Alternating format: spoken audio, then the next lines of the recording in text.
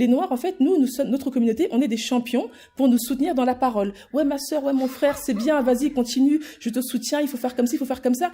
Ça fait plaisir. En toute sincérité, ça motive, ça fait plaisir. Bien sûr, ouais. Mais c'est pas ça qui va faire décoller une affaire, en fait. Ouais. Le soutien, c'est venir dépenser votre argent dans les entreprises créées par les frères et les sœurs de la communauté. Parce qu'aujourd'hui, si vous prenez 1 euro dans la communauté noire, l'euro, il rentre, il ressort directement. Vous prenez 1 euro dans la communauté asiatique, en tout cas chinoise, par exemple, il va tourner pendant 10 ans avant d'en sortir. J'exagère, mais c'est un peu le cas. Dans la communauté juive, c'est pareil. L'euro, il va tourner plusieurs fois avant d'en ressortir. Alors que le noir, dès qu'un euro rentre, il ressort directement chez quelqu'un. En France, il y a des communautés qui sont là et certaines ne gênent pas. La communauté juive, par exemple, elle est ultra communautaire, mais ça n'a pas l'air de gêner les gens, ce que je peux comprendre. La communauté chinoise, par exemple, est ultra communautaire, ça ne gêne pas les gens. La communauté maghrébine est aussi ultra communautaire, ça ne gêne pas les gens.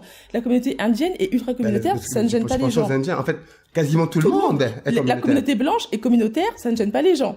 Ça c'est fort, ça, parce que les gens ne s'en rendent pas compte.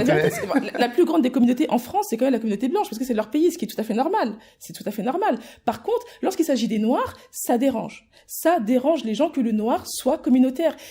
Alors que ça dérange les gens, c'est une chose, mais ça dérange aussi le Noir lui-même, en fait. C'est-à-dire que le Noir ne veut pas être communautaire. Mais ce qu'il ne comprend pas, c'est que le grand perdant de l'histoire, ce sera lui, ce sera pas les autres. Parce que les autres, eux, ils avancent, ils continuent dans leur communauté, ils avancent, ils créent des choses. Comment je vois, par exemple, beaucoup de petits, là, de nos petits frères qui traînent avec des Arabes, enfin, des Maghrébins, par exemple. Les Maghrébins, eux, ils ont construit des choses. Ils ont des mosquées. Ils ont des pompes funèbres. Des pompes funèbres pour rapatrier les corps chez eux. Oui. Ils ont des boulangeries. Ils ont des salons de coiffure. Ils ont tout. Et nous qui traînons avec eux, qu'est-ce qu'on a retiré de ça? Rien. Est-ce qu'on a nos pompes funèbres? Est-ce qu'on a rien, en fait? Parce qu'on ne crée pas les choses. Parce qu'on ne veut pas être communautaire. Et finalement, qui perd? Eh ben, c'est toujours nous. Parce qu'on va toujours dépenser notre argent chez les autres. Et les autres ne nous respectent pas, en fait.